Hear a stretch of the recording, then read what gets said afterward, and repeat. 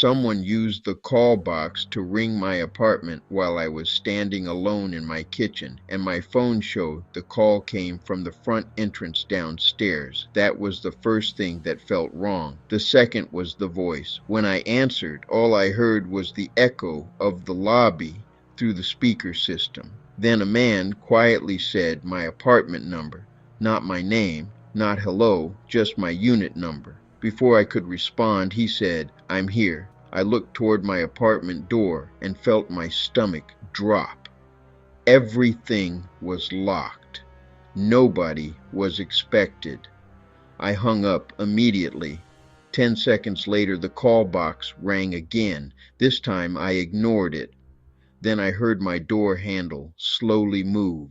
The handle wasn't rattled aggressively, it was tested. Whoever was outside seemed to be checking whether the door was already unlocked. The handle dipped once, returned, then dipped again. I stood frozen in the dark kitchen listening. After a few seconds, I heard footsteps moving away down the hallway. When I finally looked through the peephole, nobody was there. The next morning, I convinced myself it had been a drunk resident or someone on the wrong floor. That explanation lasted until I walked past the call box and noticed my last name highlighted in the resident directory. Fresh scratches surrounded the service panel beneath the screen. I took pictures and reported it to management, but they dismissed it as normal wear and tear. 2 nights later, the calls returned. My phone lit up with building entry system. Just before midnight, I ignored the first call. Then another came, then another. On the 4th call, I answered silently. The man spoke immediately. "You're home." The certainty in his voice made my chest tighten. He knew I was there. He asked why I hadn't opened the door the first time. I hung up.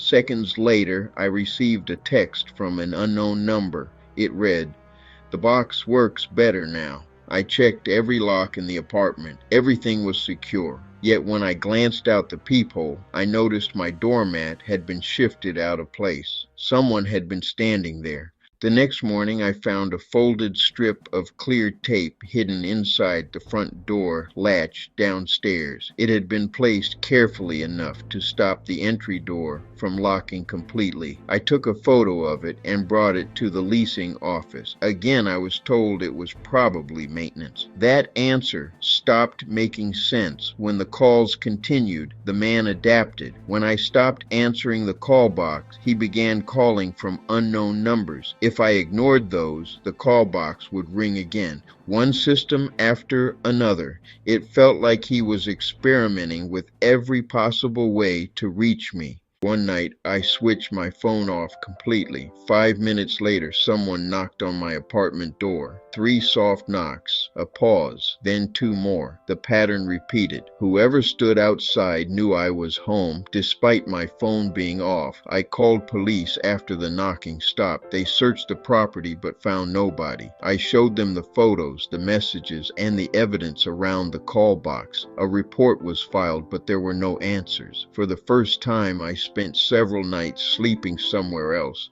because I no longer trusted the building. When I returned, a maintenance note had been taped to my door. It claimed the call box issue had been resolved. The problem was that management later told me nobody from maintenance had visited my apartment. That night, I installed a hallway camera. Around midnight, the camera recorded a man walking directly to my door. He crouched down and slid a folded piece of paper underneath it. I shouted that police were on the way. Instead of running immediately, he hesitated. Then he calmly walked away. Inside the paper was a screenshot of the building directory. My apartment number had been circled. Beneath it were the words, "You answer faster when you're scared." Management finally changed the call box access settings after police reviewed the footage. For a few days, everything became quiet. Then packages started disappearing from the lobby. Residents began posting complaints in the building group chat. Several people reported receiving strange calls through the entry system. One resident said a caller knew the name of her dog. Another said someone claimed to be a delivery driver and convinced neighbors to buzz him inside. That was when I realized the problem was bigger than my apartment. Whoever had targeted me had learned how to use the entire building against its residents. The final night began with silence. No calls, no texts, no footsteps. Around 1 in the morning, my hallway camera sent a motion alert. I opened the app and saw nothing unusual. Then the camera suddenly tilted downward. A gloved hand filled the screen. The image went black.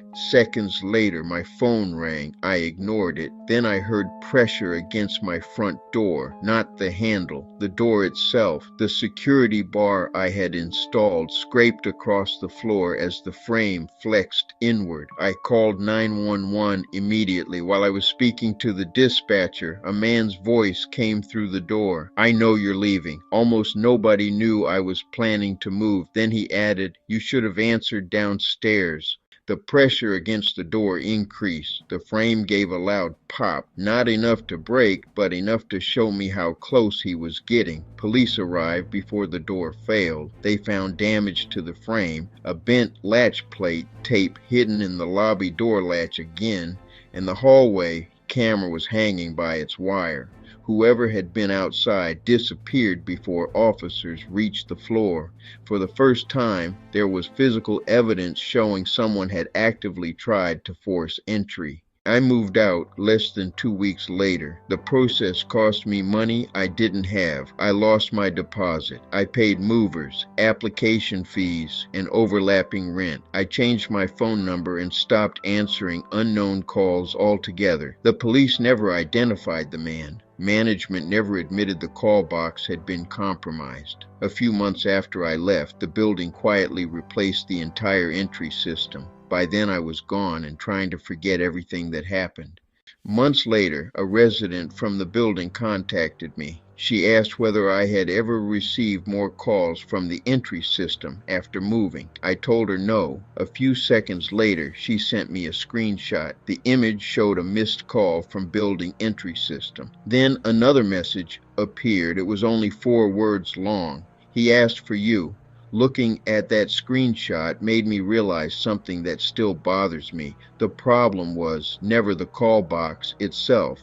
It was the fact that someone had learned how to turn a building security system into a way of reaching people who thought they were safe behind a locked door. Most people think a secure building keeps danger outside. The reality is that every system can become a pathway when the wrong person learns how to use it. Pay attention to small failures. Watch for patterns. Notice the things management dismisses as harmless. Because sometimes the first warning isn't the person standing outside your door. Sometimes it's the system that helped them get there. If you enjoy stories about real-world dangers hiding inside everyday places, subscribe to The Urban Warning.